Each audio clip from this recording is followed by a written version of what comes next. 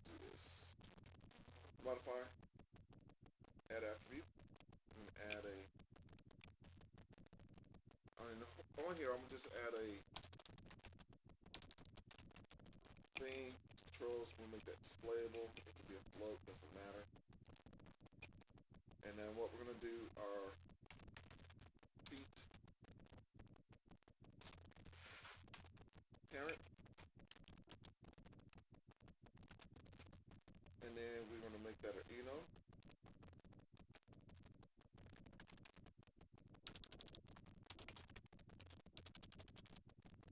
It'll be world. And movement.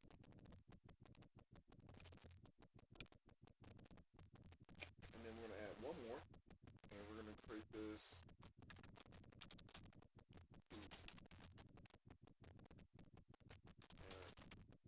amount. And that's going to be a float. And let's say our minimum is 0, max is here. And let's say our default is 1 this time. Alright, let's go to our set driven key. And do that first. So let's load in our driver and our driven, same thing. The driver is the amount, the driven is the parent, and at 0 is with the world. So let's key it. And then we change this to 1, and then we change this to move me, and it moves with that. And then we're going to do a quick test. It works. And then we're going to lock it. Not lock and hide it, we're just locking it. So, because they don't need to key that, it's just extra information. Does everybody understand that? Alright, so we have our foot local con group. And I could do this as both feet or 1 foot. And then here we also have this. So in here, we have our feet, and we have this. Oh yeah, okay, there we go. So this is what we're going to do. So right now, this moves like here.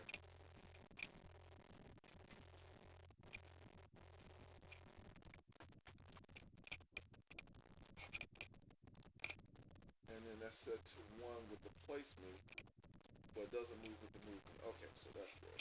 So what I'm going to do is select my foot local cons group. Actually, we're going to just do this. We're going to select my movement, foot local cons group. We're going to create a parent constraint, and then we're going to key that constraint. So then let me just select this and constrain it. Let me break these connections just on my scale and my visibility. Alright, now at this point, they don't move with it. But if I turn this to 1, it moves with it. So it's the same thing that we did earlier.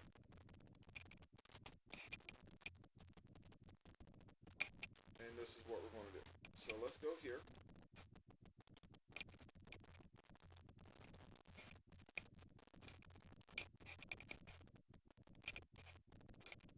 I'm going to load in our driver. Well, our driver is our move me. My driven is this group here that we keyed and has the constraint on it. We want the blend parent, and we want the parent amount. Right now my parent amount is set to 1. I'm going to set this to 0. And this is set to 0. Good. And we're going to select that, and we're going to key it. Now we're going to select this again, set this to 1.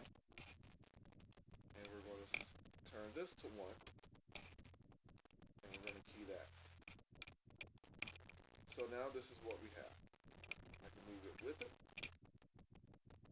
or they can stay in place.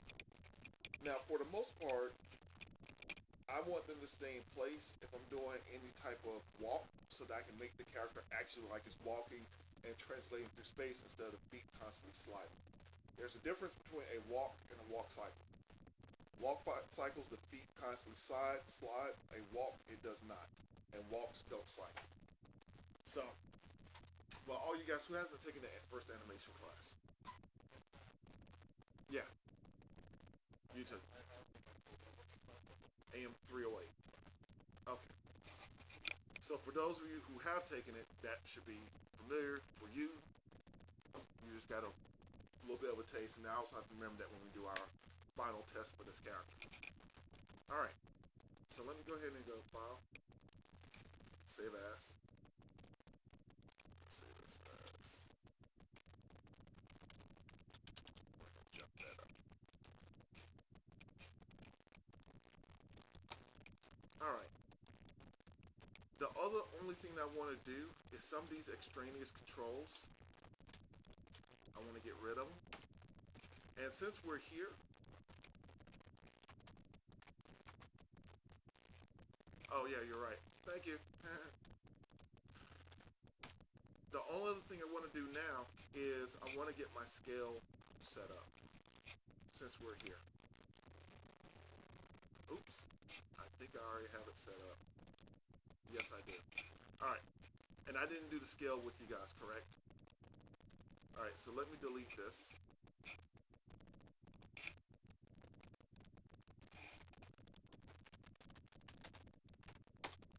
So if you see here, for a lot of these local ones, because the way it's set up, I should just be able to put a scale on this and be okay. But keep in mind, there's two things that we've done. So I have a locked here that's not in my scale, that's just in my world. And this locked has my curve. I cannot scale that, no matter what. But I need to scale my IKs, my arms, I need to scale my joints. I do not also need to scale my mesh. And then my controls, I'm going to take care of those separately, if that makes sense. And I have a, let me delete this. I have a group that's going to, that all of my controls are going to go into, that I'm going to use to scale. Do you guys see that? All right. Do I need to actually do this from the very beginning, take it out and put it in? Do I need to?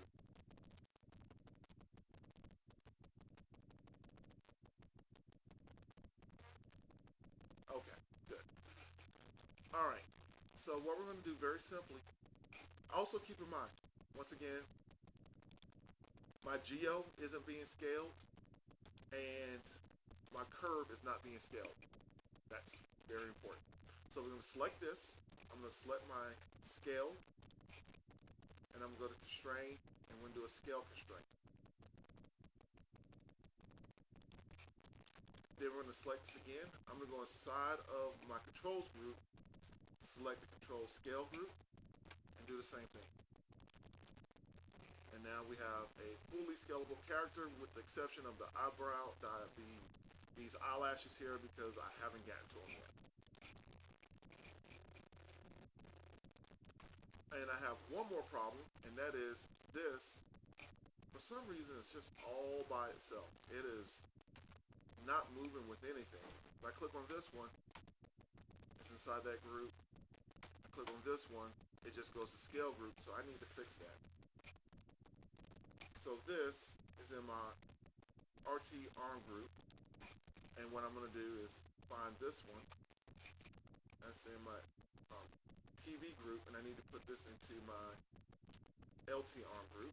So I'm going to select this and this, parent,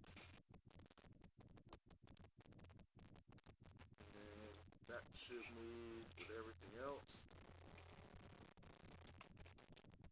I move it forward. There we go.